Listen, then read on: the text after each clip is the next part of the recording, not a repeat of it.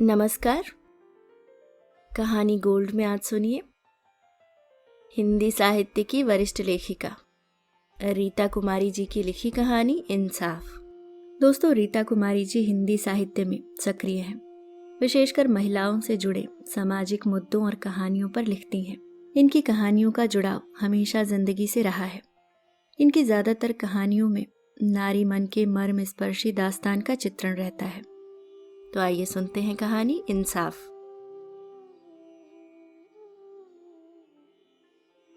मथुरा में यमुना नदी के घाट पर सीढ़ियां उतरते समय जिस औरत पर मेरी नजर पड़ी, उन्हें देखकर मैं दंग रह गई। वह और कोई नहीं, सुनंदा भाभी ही थी।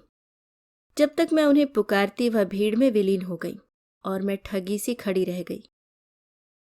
पटना से आने जाने वालों से मुझे उड़ती उड़ती खबर मिली थी कि सुनंदा भाभी संन्यास ले मथुरा में जा बसी थी। इस बात पर मुझे कभी किसी तरह विश्वास नहीं हुआ था, क्योंकि मैं उनके नास्तिकाना अंदाज से पूरी तरह परिचित थी। लेकिन आज उन्हें देखकर मन एक अजीब से द्वंद्व में फंस गया था। तभी मेरे पति गोविंद जी ने टोका तो मुझे होश आ गया और मैं उनके साथ आगे बढ़ाई। यमुना के तट पर आकर गोविंद जी ने एक नाव किराया पर लिया। जब नाव तट छोड़कर यमुना के वक्ष स्थल को चीरती आगे बढ़ी तो ठंडी हवा के झोंके के साथ मन अतीत में दौड़ने लगा था। दरअसल हम मैके की यादों से इतने गहरे जुड़े होते हैं कि जरा सा मौका मिलते ही मन की समग्र चेतना कितनी ही स्मृतियां बटोरने लगती हैं। आज भी मुझे पुरानी यादें पीछे की तरफ खींच रही थी और गोविंद जी के साथ रहने पर भी मन अतीत के गलियारों में भटक रहा था। सुनंदा भाभी पटना में हमारे मकान के बगल में ही एक वैभवशाली हवेली नुमा मकान में रहती थी। वह उस हवेली के मालिक अंजनी बाबू के 3 बेटों में से सबसे छोटे बेटे पीयूष जी की पत्नी थी। सुनंदा भाभी के पास सब कुछ था, मान सम्मान, धन संपत्ति। फिर भी उन्हें समाज में औरतों के सशक्तिकरण के लिए काम करने का शौक ही नहीं, जुनून था। वह एक एनजीओ चलाती थी जिसका मुख्य उद्देश्य था गरीब लड़कियों के पढ़ाई और रोजगार की व्यवस्था करना। इस एनजीओ का काम वह सच्चे दिल और पूरी तरह समर्पित होकर करती थी। ऐसे ही एक काम के सिलसिले में मेरी उनसे मुलाकात हुई थी। उनके अंदर की इंसानियत और काम करने की लगन ने मुझे बेहद प्रभावित किया, जिससे प्रेरित होकर मैं भी उनके साथ उनके एनजीओ के लिए काम करने लगी। इस तरह उम्र और आर्थिक स्थिति दोनों में काफी अंतर होने पर भी हमारी दोस्ती काफी प्रगाढ़ हो गई थी। सुनंदा भाभी की सासू माँ सुमित्रा देवी और ससुर जी अंजनी बाबू काफी अच्छे इंसान थे। अंजनी बाबू, जिन्हें सभी लोग बाबूजी कहते थे, अपनी मेहनत और लगन से उन्होंने व्यापार को इतने ऊंचे मुकाम पर पहुंचा दिया था कि आज उनकी गिनती शहर की जानी मानी हस्तियों में होती थी। उस घर में जितना पैसों का बहाव था उतना ही दिखावटीपन भी था। सुनंदा भाभी को छोड़कर उस घर के सभी बेटे बहू और बच्चे सुबह से शाम तक खाने पीने, कपड़े गहने और मौज मस्ती की ही बातें करते रहते। पूरा परिवार जैसे निकम्मे, स्वार्थी और दंभी लोगों का झुंड मात्र था। उनकी सासू माँ एक धर्मपरायण औरत थी, इसलिए घर में पूजा पाठ का आयोजन होते रहता था, जिसमें परंपरा और पूजा के नाम पर आडंबर कुछ ज्यादा ही होता था। इन सबों के बीच सुनंदा भाभी सबसे अलग थी। वह कट्टर नास्तिक थी, सिर्फ अपने कर्म पर विश्वास रखती थी। इसके बावजूद सासू माँ का मान रखने के लिए उनके कर्मकांडी पूजा में भी पूरा हाथ बटाती। अपने इसी सेवा भाव और सरल स्वभाव के कारण अपने सास ससुर के दिल में जगह बना ली थी। बहू के आदर्शों और विचारों से प्रभावित उनके ससुर जी उनके एनजीओ को अच्छा खासा डोनेशन देकर मदद करते थे, पर उस घर के लोगों को बाबूजी को एनजीओ में दान देना जरा भी नहीं सुहाता था। वे लोग धार्मिक संस्थानों को चंदा देने में अपनी शान समझते थे। अक्सर सुनंदा भाभी कहती, उस ईश्वर को क्या देना जो खुद ही दाता है। तो उन पर घरवाले व्यंग बाणों की झड़ी लगा देते। कहते हैं ना, अगर दिल में सच्चाई हो और इरादे नेक हो तो आगे बढ़ने के लिए रास्ते खुद ब खुद बनते चले जाते हैं। बिना किसी की बातों पर ध्यान दिए वह निर्विरोध रूप से अपने काम को आगे बढ़ाती जा रही थी। वह हमेशा कहती, पूजा पाठ और धर्म का सहारा अक्सर कमजोर प्राणियों का सबसे बड़ा अवलंब होता है। आदमी को शक्ति पूजा पाठ से नहीं अपने सत्कर्मों से मिलती है। अक्सर जब वह अपने दिल की बात मुझसे शेयर करती, बोलते बोलते बेहद उदास हो जाती। बाबूजी ने अपने सभी बेटों को कुछ न कुछ आमदनी के साधन दे रखे हैं, जिससे उन्हें पर्याप्त धन खर्च करने के लिए मिल जाते हैं। फिर भी हमारे घर में हमेशा हक और हिस्से की बातें होती रहती हैं। मेरी समझ में नहीं आता आखिर लोगों को इतने पैसे क्यों चाहिए। वैसे ही जरूरत से ज्यादा पैसे पाकर इस घर के बच्चे इतने उद्दंड और अनुशासनहीन हो गए हैं कि इसी घर में रात रात भर पार्टियां होती रहती हैं और सब मिलकर खूब धमाचौकड़ी मचाते हैं। उन्हें न बड़ों का लिहाज है, न ही उनके सुख दुख और नाराजगी का ख्याल। मेरे मना करने के बावजूद मेरे दोनों बेटे अंकित और अनुज भी इन सब में शामिल रहते हैं। ऐसे ही सुख दुख बांटते समय गुजरता गया और फिर मेरी शादी हो गई। शादी के बाद मैं अपने पति के साथ पुणे में शिफ्ट हो गई। रिटायरमेंट के बाद मेरे मम्मी पापा भी भैया के पास दिल्ली में ही रहने आ गए, इसलिए 5-6 वर्षों से पटना जा नहीं पाई थी। 1 महीना पहले ही गोविंद जी का ट्रांसफर मथुरा हो गया, तो मैं भी उनके साथ यहाँ आ गई। मेरी दोनों बेटियां वैसे भी हॉस्टल में थीं। आज अचानक यहाँ सुनंदा भाभी को देख मन में अनेकों सवाल दस्तक देने लगे थे। तभी गोविंद जी की आवाज ने मुझे चौंका दिया था। अब नाव से नीचे उतरना भी है या यहीं धूनी रमानी है? मैं चौंक कर उठ खड़ी हुई। घर लौटने के बाद भी एक ही बात बार बार दिमाग पर हथौड़े की तरह बरस रही थी कि 5-6 बरसों में ऐसा कुछ क्या हुआ कि सुनंदा भाभी ने अपना कर्मपथ छोड़कर मथुरा वृंदावन में आकर धर्मपथ अपना लिया। दूसरे दिन जब गोविंद जी ऑफिस चले गए, अपने प्रश्नों के उत्तर ढूंढती मैं एक बार फिर यमुना तट पर आ खड़ी हुई थी। आशा तो नहीं थी कि आसानी से वह मुझे मिल जाएंगी, फिर भी मेरी चंचल निगाहें उन्हें ढूंढ रही थी। तभी मेरी नजर एक सीढ़ी पर अटक कर रह गई, जहां बैठी सुनंदा भाभी शून्य दृष्टि से यमुना की सतह पर तैरती नावों को निहार रही थी। मैं धीरे से उनके बगल में आ बैठी। अचानक मुझे अपने बगल में बैठा देख वह हैरान रह गई थी, लेकिन जल्दी ही हम दोनों ने अपने आप को संभाल लिया था। तुम यहाँ कैसे?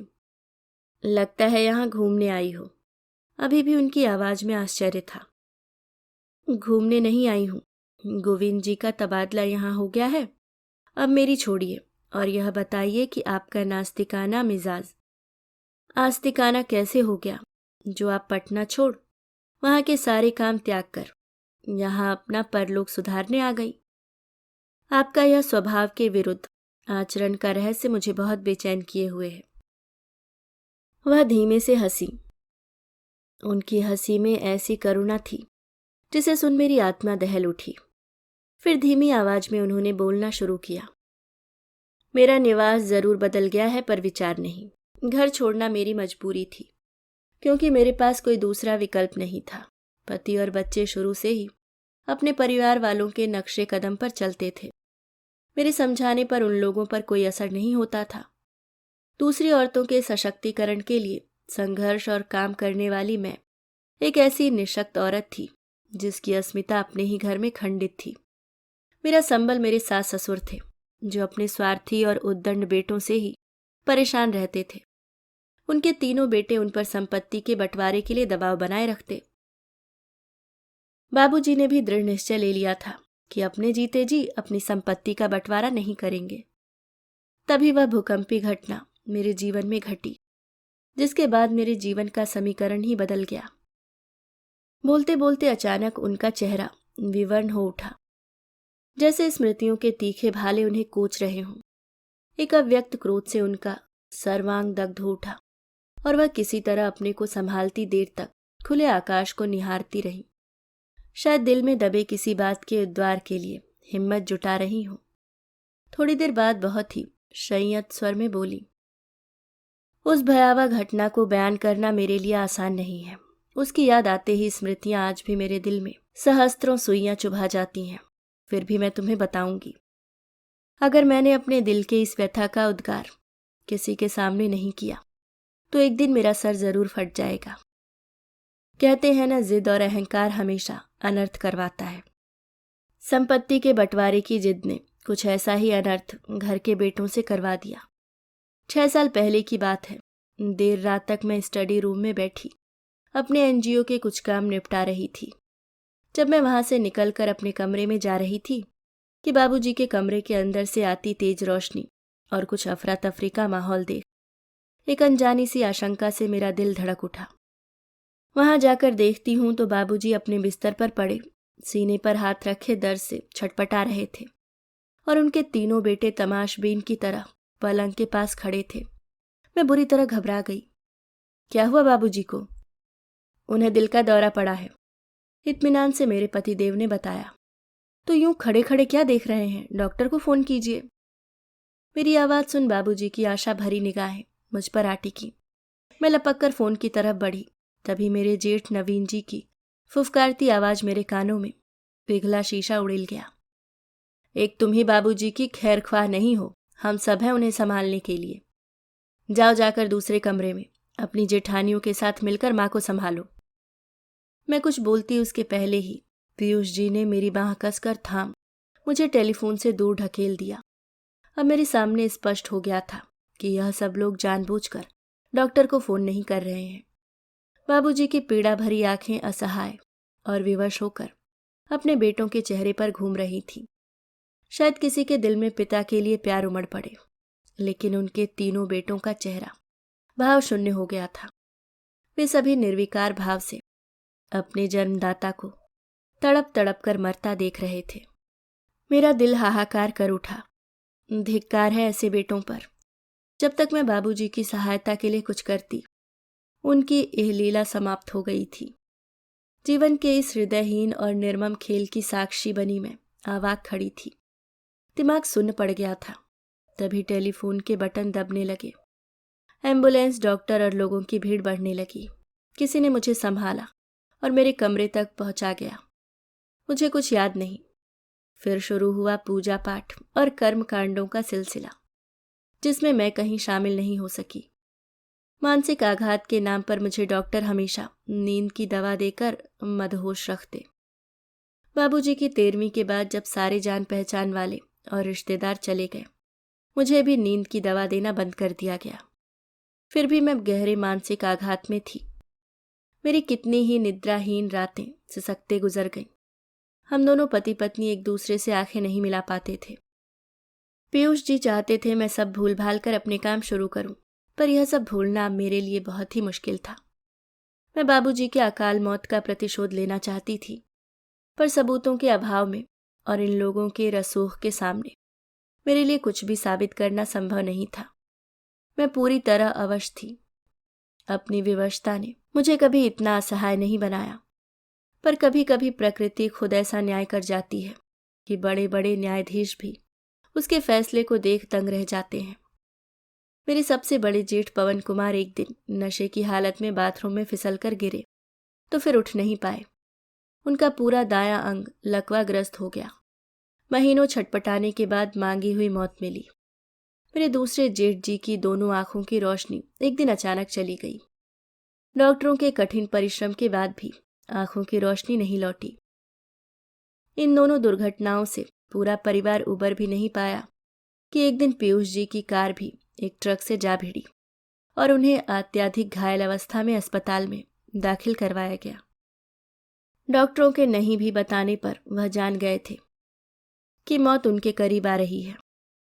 अंत को करीब जान उनका मनस्ताप और पश्चाताप बढ़ने लगा था।